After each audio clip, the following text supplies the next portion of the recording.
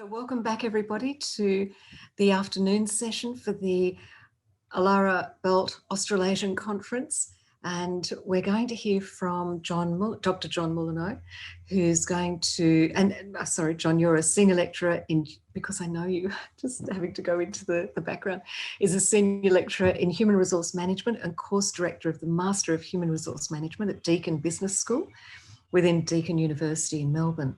And before joining Deakin, John worked at the Australian Tax Office and he has been with the ALARA Association's treasurer for more than 10 years. And John's going to talk to us this afternoon and engage us in something with paper. So I hope everybody's got the paper. We've got some more on soft systems methodology and looking at a great technique for complex problem solving with groups. Over to you, John. Thank you. Thank you, Siobhan, and welcome everyone. So before I get into the presentation, I'd like you to start thinking about some complex problem you have, either in your work or your life, or maybe even a global situation. The idea is that with soft systems methodology, it is about complexity. So if it's a simple problem, use some other technique, but if it's more complex, then like systems design or a process that's hard to manage and you need to redesign that, or some other issue within life or work or whatever that's complex and really bugging you and you'd like to redo it all, then soft systems methodology is that for you. So what we're going to do is, normally you do a soft systems methodology in groups, but here we're going to do it on an individual basis. So you get the chance to think about something that you are interested in or value or and so on. So that's what we're going to really focus on, is experimenting a bit with it and trying it out if you haven't done it before. So you get the idea, the gist of it. So it's more kind of a training workshop, and we learn as we go and share ideas and stuff, okay? So while you're thinking about the problem, I'll just talk a bit and share my screen. Sorry, John. Yeah. Before we decide what the problem is this something we're going to share or not share? You can not share or share, I don't Okay. mind. So we will go into some groups, but the initial part about working out what the problem is and the issues and so on, you'll be doing on your own. So we'll be quiet during that period.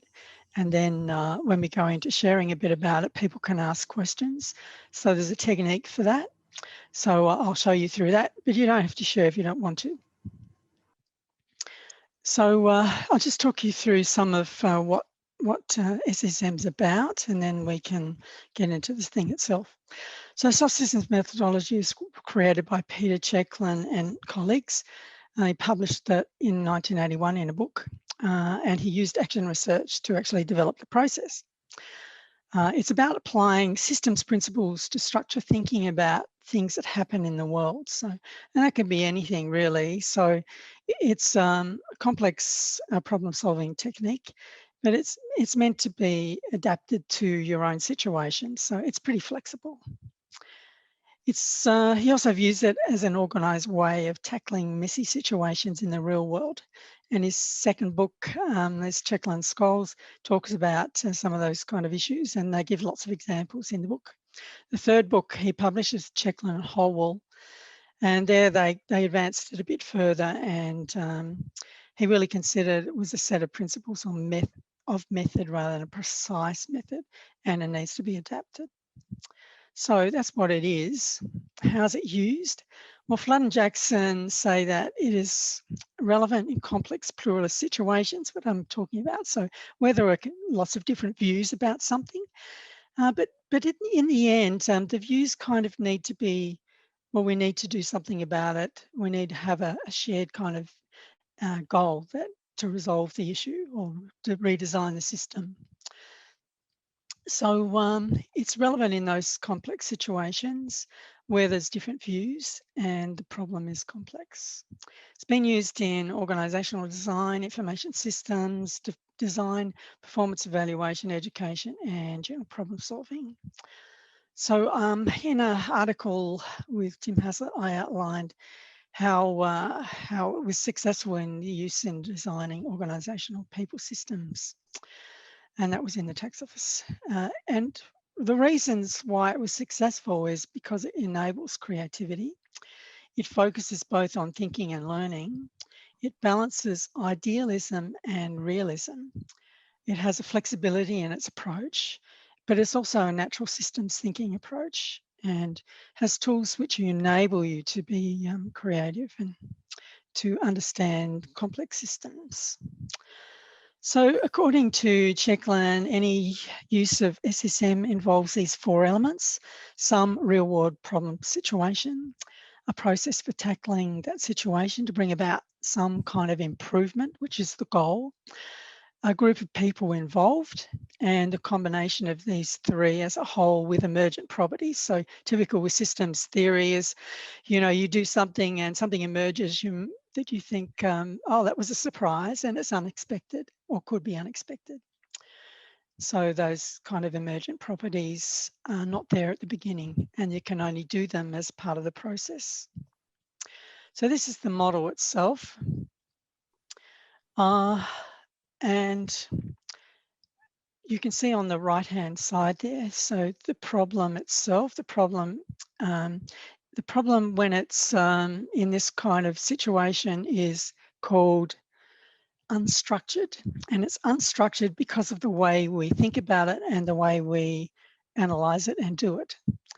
And the action to improve the problem situation, then the second step is the problem situation expressed, which is where you need to explain your problem to others, and they can ask you and challenge you about it, ask you questions, challenge you about it, and try and clarify that in your mind. After that, we go into systems thinking world, because that's the real world of the problem, and we understand what the system's about, and we go through a process called the root definitions of relevant systems. So we'll do some of that, not all of it, because it's a complex process to go through. And after we've really understood the system and where it sits, we build an ideal system, which is the conceptual models, and we draw on systems approaches to do that. Once we've developed our new ideal system, then we compare that to the real world. So then we work out a whole list of things that are different from the reality to our ideal. And then following that, we develop what's feasible and desirable in relation to what we can change or what we can't. And finally, the final step, which is the most important, you actually take action to improve the situation. So before we start, of course, do you have the right people in the room? So this is a really important consideration, because if you don't have the right people in the room, you can do a wonderful design and then the manager says no. So this is how much power do you have, and where does that power reside? And is there a voice out there that's going to be really critical of it? And if so, should they be in the room as well? And those kind of things. So you really need to work that out. Who is impacted by the problem and how can they be involved in working out the solution? So this is really about thinking laterally about the issues and who the key stakeholders are, and then how you draw them into a workshop to develop a new model. Normally I would run these over 2 days, so 2 whole days. So we're going to squash it into less than an hour and a half. Representative voices are useful, but only if communication processes are inclusive. So I found that out in one of the SSMs I used, in that we redesigned something, but the representatives in the room were supposed to take that back and communicate it, and then come back and check out with everyone else. But a couple of them didn't do that, and so we had people who were resistant to the final outcome after that, because they hadn't heard about it and hadn't been involved. So you need to really ensure that the communication is extensive and that everyone knows what's going on. Any questions?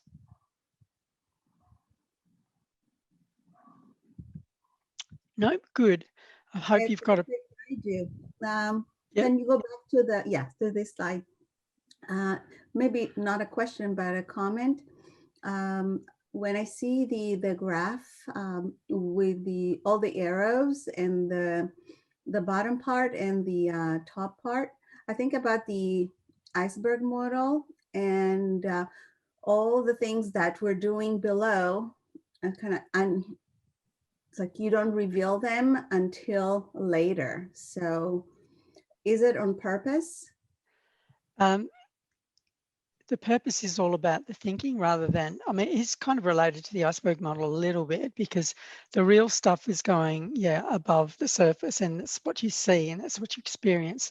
The bottom stuff is going into your mind, and to really get out of that real world situation and try and explore, creatively what you can do to address those issues. Okay, Any other questions? thank you. John, I was just wondering, as far as you're saying you need to have the right people in the room, sorry, I'm just trying to get the logics of this. So if you have a people who identify a problem and that's your group you're working with, but then you need the right people in the room. So how's the problem identified to start with? Oh, okay. So it may come from a senior manager, or it could come from other areas. So in this case, so I did a few of these in the tax office when I was there. One of them was redesigning performance system, which is the one that I published in the journal Systemic Practice and Action Research. And what that looked at in particular was we actually ran 4 of these. So we made sure that enough people were included to get the right people in the room. So people who owned the system and were giving us permission to redesign it. So we got the permission up front from a first assistant commissioner. And so then we were redesigning it with all of the key stakeholders who were involved in the system. So we had workshops in 4 different states just to include as many stakeholders as possible. So that was you trying to understand there'd been an identified problem, then you were working, you had these sort of big focus meetings to understand the problem more, and That's then correct. And then did you then seek volunteers to be part of a so it was run as part of a reference group. So the reference group were kind of the main people we reported to involved in it, and then we had lots of practitioners and so on who were part of the actual design workshops. Then we pulled together all the different findings and took that back to the reference group for further discussion and decision making and so on. Yeah. Okay. Yeah, I'm with you. Oh, thank you. Yep. Okay, so now we're going into the pen and paper stuff. So the first thing we do is the problem situation unstructured. So we draw a rich picture of the problem. Now, why we do a rich picture is because to engage the other side of the brain. When we draw, it's a very different process from when we speak or when we write. So drawing is a creative process that engages both sides of the brain. So this is why we do a rich picture. How to express the problem is up to you, whatever the problem looks like. This is just an example from a phone helpline in a not-for-profit organisation. So you can see there's stick figures and stuff. You don't have to be a great artist. You just have to be, in that kind of mindset to draw. So what I'm going to do is let you draw for maybe 5 minutes about your problem, and then we'll go into breakout rooms to share that information. So we'll just, I'll just go on mute and time it. So we've got 5 minutes for you to practice drawing a problem. Or unless you've got any questions about it. I found just drawing it puts a bit of clarity to it, to get it out of your head and onto paper. Yeah, that's correct. That's good. And yeah, I think sometimes or often with problems, it's the unknown. The stuff that's out there that you've got to decide or find out some information. And I think just from drawing it, it's highlighted, made it a bit more clear on some progression step forward. Yeah, drawing it's great, but I miss my Miro board. Any other insights into the drawing process? I'd forgotten some things, John, when I did mine. Oh, lovely. Oh, wow. And actually, Bill really nailed it for me, because he said, look at all the arrows going out, and he counted them. Yeah. It's actually 9, and this is Upside down. Oh, thank you. Still Actually, my makes world sense. is upside down. Yes. It's upside down, Miss Pat. I know. Oh, yes, Mr. Squiggle. Yes. So some of those drawings, you know, I've done in the workshop, we've actually put them on the ground and we all stand around them. Right. Yeah, and then you can get down on your kind of hands and knees and draw additional stuff in. So you can really have a lot of fun with it. So it's But the worth call doing. with mine, I had forgotten about teaching. The main reason I'm employed, that was the last thing that I forgot about, because I'm so busy doing all this other bureaucracy admin things. So that was a really good learning. And thank you, team, for letting me talk about it all. Good, excellent. All right, we might go into the next step now. So am I still sharing, or what's going on? Yes. Yep, you can see that. Oh, No. sorry, no. Can't see the picture. Oh.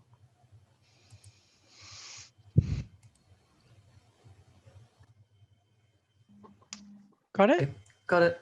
All right, Yep. awesome. Okay, so the next step is to look at, we go into the ideal world. And here we are really going to think about what system is going to be our ideal in relation to this problem. How is it going to work in an ideal world? So, and don't worry about what the problem is telling you now. This is what it would look like in your mind as an ideal system, how it would work as well as it possibly could. So what we have to do is name the system. So what's it called? The name of the system. So for example, we had in a workshop about performance management systems, one of the ideal systems name, it can be more than one system too, but one of the ideal systems name was a welcoming system. We wanted people to feel welcome in an organisation. And how do you do that? And how do you create a system that would welcome people rather than induct people? So then you've got to outline what the system does. So that's called the system statement. So the system does this by means of that to achieve some outcome. Okay, so it's a pretty standard formula. It's just X, Y, Z. So the system,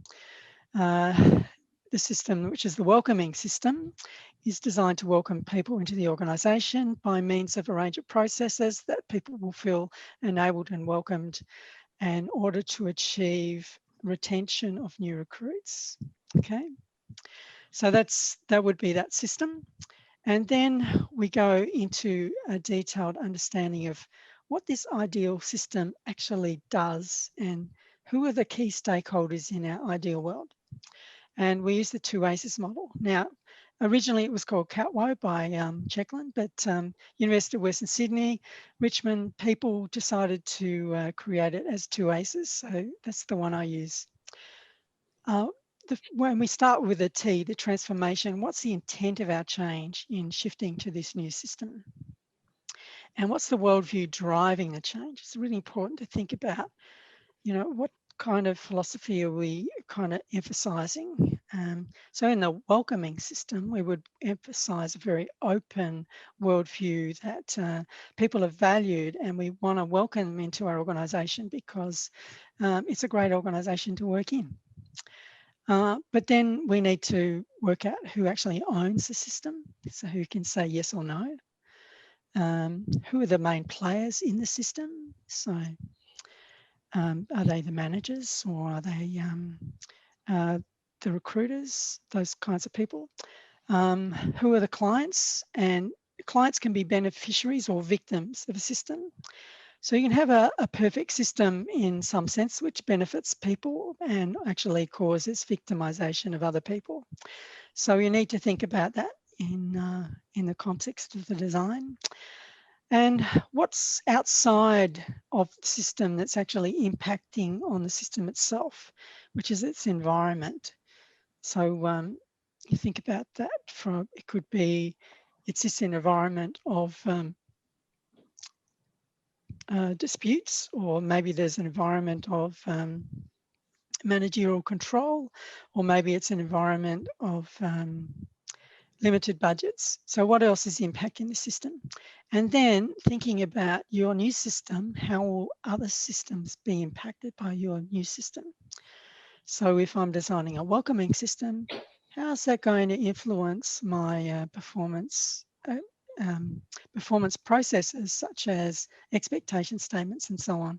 People come in and they're welcomed, and then we give them an expectation, this is what you've got to do. So that's kind of the thinking behind stage 3. So what I'd now like you to do is we'll go back into the pen and paper. So 5 minutes to think of the name of your system, what it does, and quickly do some of the, don't have to do all of the stakeholders, the 2 ACEs stuff, okay? 5 minutes. Okay, so how was that part? Was some more understanding about what you could do in an ideal system and who owns it and stuff?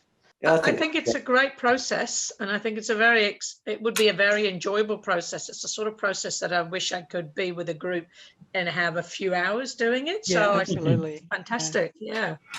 Okay, thanks, Trish. Anyone else? I think I might actually try it. Oh, good. I might let things settle down a little bit here. My problem being our corporate body, by the way, everyone, and maybe in 6 months' time we'll call the whole set of unit owners together and see if we can work on something like that. Yeah, work on a solution. Good.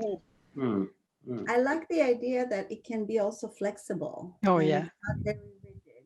So, you know, for example, when you visited in our room, I asked you about the AC, the O, the A, and the C, if they can be the same group of people, or so that. Yes. Good. Okay, let's move on. And all right, so our next stage, stage 4, we're still in our systems thinking world. We're in our ideal system. This time we've got to actually design the system. So conceptual model. And we built a conceptual model. So this is a systems map. Now we can use a systems map or not. And it kind of doesn't matter too much, but the systems map with the arrows and the pluses and the minuses makes sense in a lot of ways. So you've got to find a starting point and then an end point. But what are the key elements first? So you've got to think about, what are the key elements of the new system? What's it going to look like? And then design them in a way that you can map them out, which is where you'll need your next piece of paper to map them in a way that makes sense logically. And then what leads into one thing from another. So this little systems map here is awareness of health reef issues, or reef health issues, I should say. And you can see there's pluses and minuses there. The pluses mean that if public awareness of reef health issues goes up, then public concern and action will also go up. So the plus means the same, it's moving in the same direction. The minus means it's moving in the opposite direction. So if public awareness of reef health issues went up and public concern and action went down, that would not make sense. So that's kind of process we use in a little systems map. So you build that systems map and link the elements and use pluses and minuses, whether it's going in the same direction or in the opposite direction. Any questions? You've got pollution at the top there, John. Pardon? Pollution at the top? Sediment runoff, yes. All right, sediment runoff, yeah. That's You've got plus and minus. So what? I can't read the minus. Plus, I mean. The plus from which to where? From the right into pollution sediment. There's a circle. So eco-friendly development practices. I got it. Coastal development. Okay. Yeah, coastal development. Yeah, coastal development. Pollution. Yeah, that's right. So that goes in the same direction. Yeah, whereas eco-friendly development practices, if you increase them, pollution sediment runoff goes in the opposite direction. It goes down. Yeah.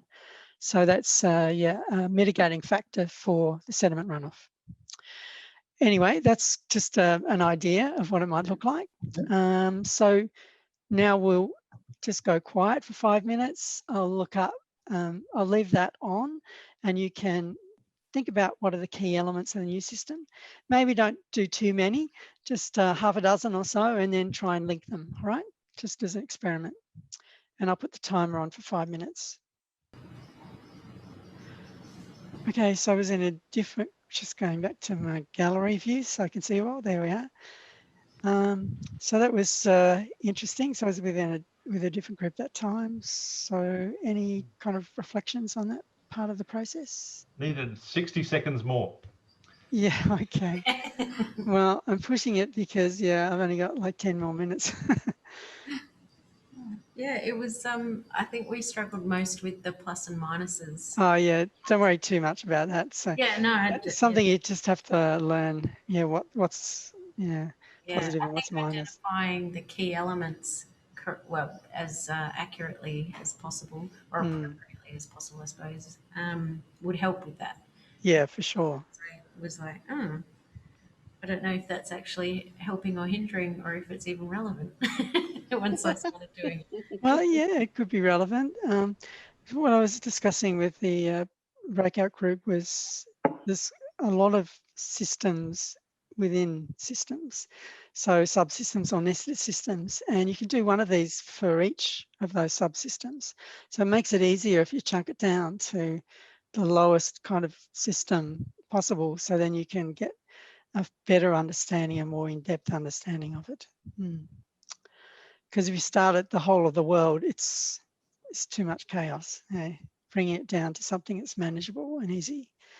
And then you can have several teams working on different processes and then coming back together. So that's what makes it really flexible and interesting. So what I'm going to do now, because there's still the next part of it as well, what I might do is just explain it, and we probably won't go into rooms to discuss it, okay? But I might ask you to reflect on it and jot down a few ideas as well as we're going through. So back to share screen. All right, everyone see that okay? Yep. Cool. So the next thing is we go back into the real world. So having been in our minds and our ideal systems and working out something that's really interesting, then we need to compare our ideal with the reality. So we actually list all the elements of your new system and then write down the old elements, if there are any, in the old system or the current system, and then list them, the changes required for each of those elements. So some may be a new thing entirely that you've got to create, and others will be things you need to adapt or tweak. And maybe there's some existing elements of the system that are fine, and then there's no change required. So that's the second, so that's the next step, comparing the ideal with reality. So that's good. So I'm not going to ask you to do that, but think about, maybe you can think about some of those elements within your ideal system and how that would work. Okay, so the next one is, and this is the final part of the process, stage 6 and stage 7, the desirable changes. So in reviewing the desirable changes, you need to look at them through 3 different lenses: systemic viability, cultural feasibility, and political acceptability. Okay, this is where the rubber really hits the road. Okay, so in relation to systemic viability, can we operationalize the system? Is it possible to do it? And working through the practicalities of how it will work. And so that will determine whether your system is viable or not. So often there's a lot of discussion around that and in this part of the workshop. The one around cultural feasibility is whether it can be fitted or adapted into the existing culture of the organisation or group or whatever people you're with. So that's taking note of all those nuances and cultural elements within the system, power relationships, all kinds of stuff around the culture of an organisation or system. And finally, the political acceptability is thinking about the owners and the key stakeholders and whether it's going to be acceptable to them, whether they're actually going to agree to the change. So that assessment is done. And then when you've worked all that out, you move into the action plan, which is the final stage. So it's actually essential. So I've got down there a little table. So you list the elements, who's responsible for the change in that element, when is it going to occur. So you detail all of that so you know what's going on and who's going to redesign the system, how it's going to happen and when it's going to happen. Otherwise, nothing will happen. So this is a kind of critical stage of this process. And that's kind of it, really. So let's go on to the evaluation. So after we've done all that and worked out our action plan, then we need to evaluate our new system. So I developed this as an extension from Jekyll and Savalas. It's called the 6 E's. Is the new system ethical? So the right thing to do, is it equitable? So is there transparency? Is it non-discriminatory? Is it efficient in the way it uses resources? Is it effective in terms of delivering the change required? Is there practicality in terms of its efficacy? And then is it elegant? Is it a pleasing design that will engage people? So they're the 6 E's of designing the system, the new system. And the references. So, okay, so that's it. I'll stop sharing. So anyone like to comment? So we've got 3 minutes left, I think. Yeah, John, I only got 5 of the 6 E's down. I got the last one. What's the second last one? With my pen and paper, if we've the done last it on one's mirror. elegant. The one before that, efficacy, is it? No, yes. Efficacy, yep. It is efficacy. Okay, that's the practicality of it, the system. Yep. Elegant on the end. So some people put too many elements in a system and it becomes impractical to work it. Yep. So it's all about, minimizing that complexity as much as possible. Any questions, comments? I suppose it's an iterative process too, because once you then try and make it work, you go back and refine it.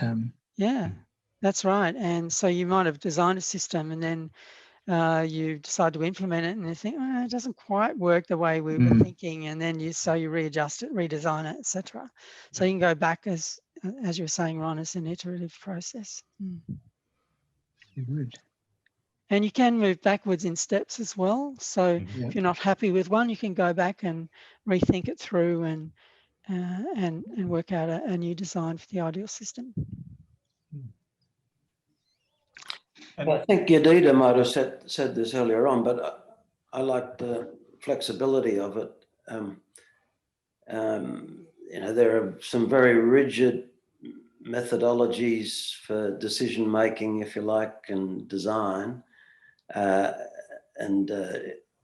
Then I guess there's some very nebulous ones as well, or no system at all, I suppose, no process at all. I think this sits very well with action learning and presumably absolutely, research. Yeah. It was designed using an action research process to start with. Yeah. And it's fully embedded in action learning practices. Yeah. Yeah.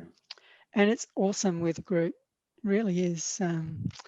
So every time I've run one of these, it's been an exciting adventure, and people get so much out of it, even those who say they can't draw.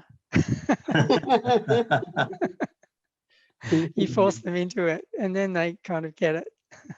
I was thinking, John, how much, we all seem to have enjoyed that, but I also think that drawing on both sides of the brain, that logic and that creative, just really kind of the collection of the two really kind of heightened my thinking processes and really helped me think that much deeper. So I think it's such a good way to draw out that deeper thinking using the drawing and the flow charts. So thank you. Interesting.